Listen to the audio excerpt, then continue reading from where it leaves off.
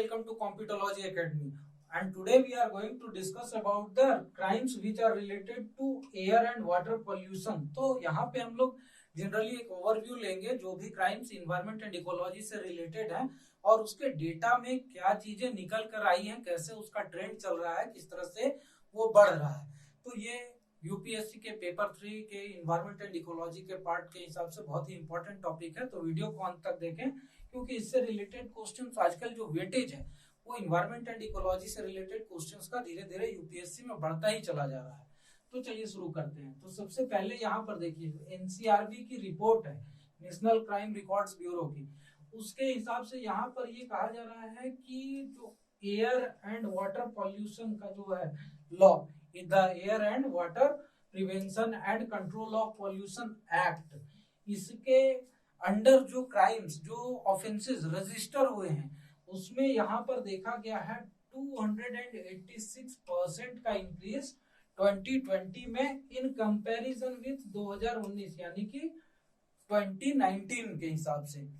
तो यहाँ पे 2019 में लगभग 160 ऑफेंसेस रजिस्टर हुए थे थ्रू आउट इंडिया और यही केसेस बढ़कर 589 हो गए 2020 में।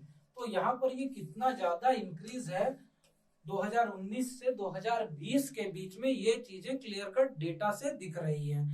हालांकि ऐसा नहीं है कि ये सिर्फ 2020 में ही बढ़ी है, 2019 में भी ये बढ़ी थी और 2019 में जो ये बढ़ी थी वो लगभग यहाँ पर 840% का इंक्रीज देखा गया था। तो यहाँ पर ये चीजें देखकर हम समझ सकते हैं कि बेस इफेक्ट जो 2018 में था उसके हिसाब से ये बहुत ज्यादा परसेंटेज वाइज दिख रहा है। अदरवाइज नंबर ऑफ केसेस जो रजिस्टर हुए थे वो सिर्फ 160 ही थे, बट यहाँ पर धीरे धीरे ये जो केसेस हैं वो बढ़ते ही जा रहे हैं। यहाँ पर 160 का बेस था, इसलिए यहाँ पर 589 केसेस होने के बाद भी देखा जाए तो यहाँ पर सिर्फ 286% का ही इंक्रीमेंट दिख रहा है। अदरवाइज अगर हम लोग एब्सोल्यूट नंबर में इस चीज को एनालाइज करें तो यहाँ पर देखा जा सकता है कि 2019 की कंपैरिजन में 2020 में जो केसेस बढ़े हैं वो बहुत ही ज्यादा हैं।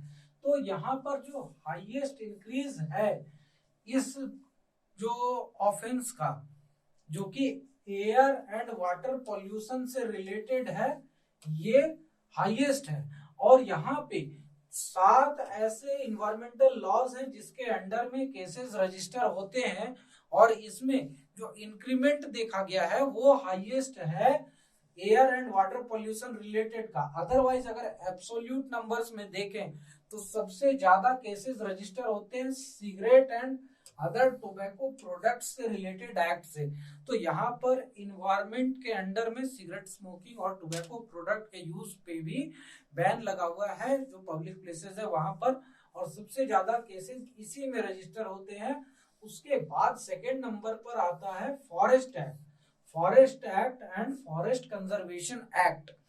इन दोनों से रिलेटेड जैसे कि जो इलीगल स्मगलिंग हुई या फिर illegal cutting of trees, timber, ये सब चीजों के से रिलेटेड जो भी ऑफेंसेस है वो आते हैं। उसके बाद यहाँ पर है वाइल्ड लाइफ प्रोटेक्शन का, और उसके बाद जो बाकी के केसेस हैं वो देखे जाते हैं। तो यहाँ पर सबसे कम नंबर में अगर देखा जाए तो एयर एंड वाटर पॉल्यूशन से रिलेटेड ही केसेस पहले से रजिस्टर होते आए हैं और हालांकि अभी इसमें बहुत तेजी से बढ़त देखी जा रही है।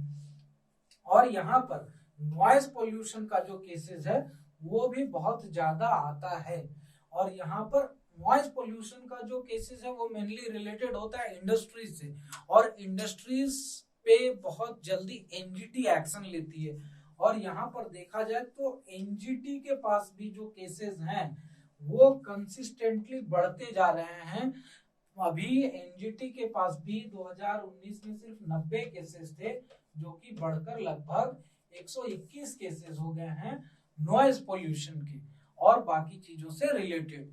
और यहाँ पर ये जो केसेस हैं ये कंसिस्टेंटली 2018 के बाद से हर एक कैटेगरी में बढ़ रहे हैं, लेकिन सबसे ज्यादा बढ़त अगर देखी गई है तो एयर एंड वाटर पोल्यूशन से रिलेटेड केसेस में ही सबसे ज्यादा बढ़त देखी गई है।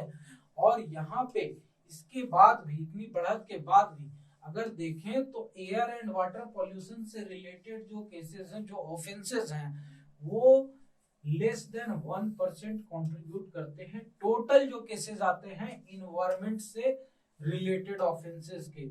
और यहाँ पर 2019 हो या 2020 हो, दोनों ही ईयर में एयर एंड वाटर से रिलेटेड जो ऑफेंसेस थे वो 1% से कम थे। सबसे ज्यादा जैसे हमने देखा कि टोबैको प्रोडक्ट और सिगरेट से रिलेटेड था, उसके बाद फॉरेस्ट एक्ट से रिलेटेड थे। और यहाँ पर ये जो केसेस रजिस्टर हुए एयर एंड वाटर पॉल्यूशन के वियोलेशन का, वो सबसे ज्यादा जो केसेस रजिस्टर हुए हैं वो हुए हैं उत्तर प्रदेश में।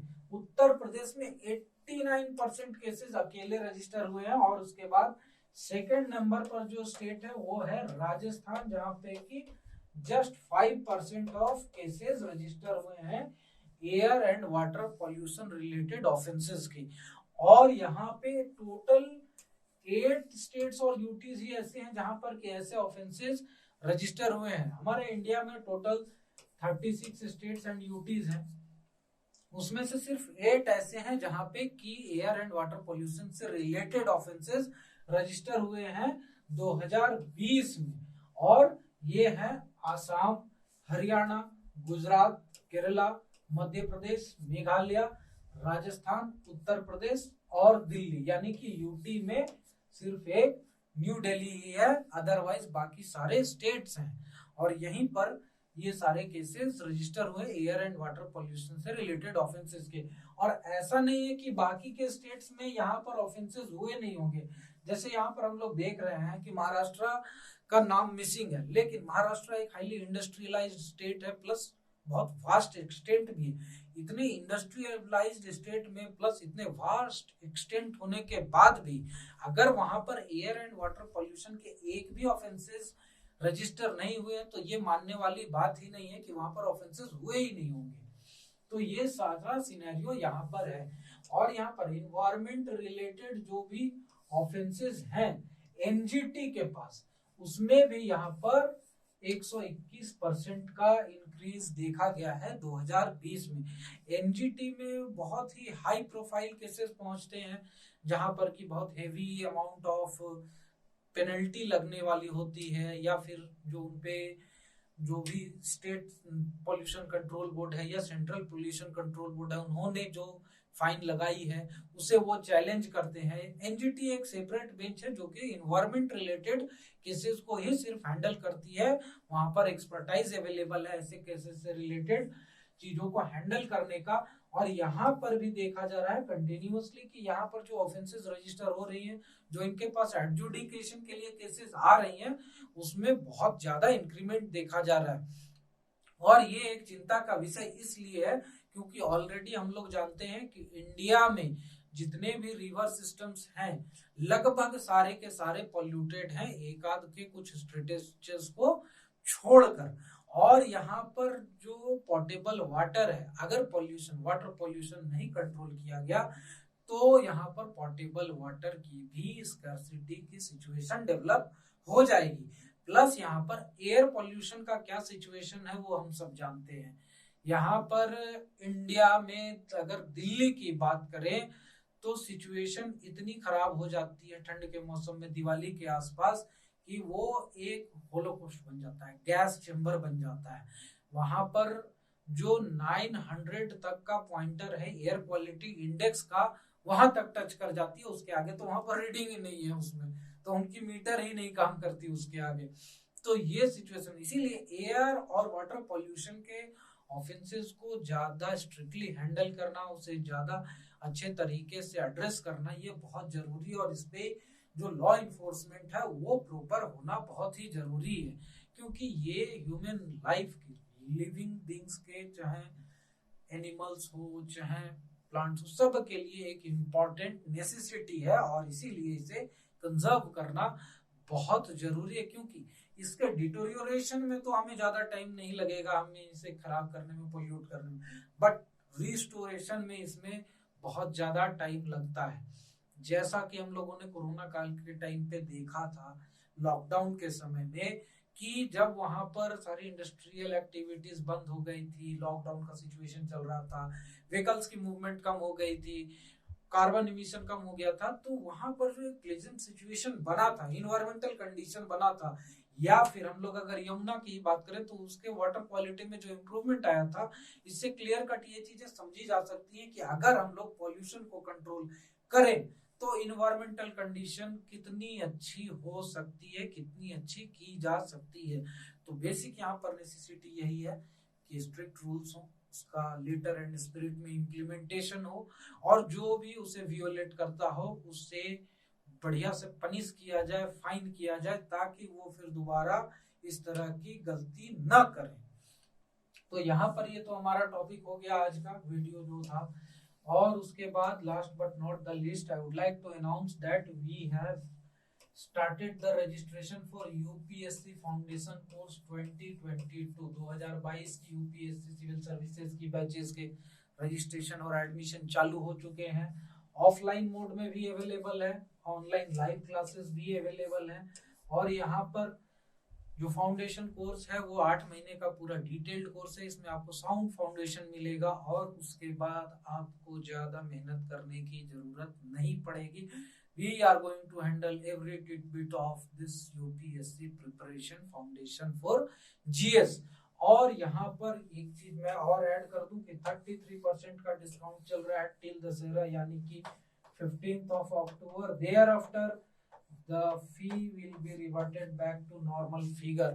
तो जो भी स्टूडेंट्स यहाँ पर अवेल करना चाहते हैं इस ऑफर को, वो जल्दी से जल्दी हमारे ऑनलाइन मोड में या फिर हमारे ऑफिस पर फिजिकल एस्टेब्लिशमेंट पर ऑफलाइन में आकर फिजिकली रजिस्टर कर सकते हैं। और यहाँ पर इंस्टॉलमेंट की भी फैसिलिटी हम लोग प्रोवाइड कर रहे हैं, बट उसके लिए आप लोगों को या तो ऑफलाइन हमें ऑफिस पर आकर हमारे एड्रेस पर मिलना पड़ेगा, या फिर आप हमें कांटेक्ट कर सकते हैं हमारे कांटेक्ट नंबर पर, या फिर मेल भी कर सकते हैं, व्हाट्सएप कीजिए, फोन कीजिए, कोई इशू नहीं है। We are available in the working hours. Thank you very much. और बाकी की इंफॉर्मेशन के लिए हमारे सोशल मीडिया चैनल्स पर हमें फॉलो करें। वेबसाइट की एड्रेस यहाँ पर दी गई है, यहाँ पे भी आप लोग विजिट करके सिलेबस और बाकी की कोर्स डिटेल्स की जानकारी आप लोग ले सकते हैं। और हमारे चैनल को सब्सक्राइब कर ले और बेल आइकन भी दबा दें, ताकि जब भी हम नई इंफॉर्मेटिव वीडियोस डालें तो उसकी इंफॉर्मेशन आप तक पहुंचती रहे। Thank you very much. Channel बनाए।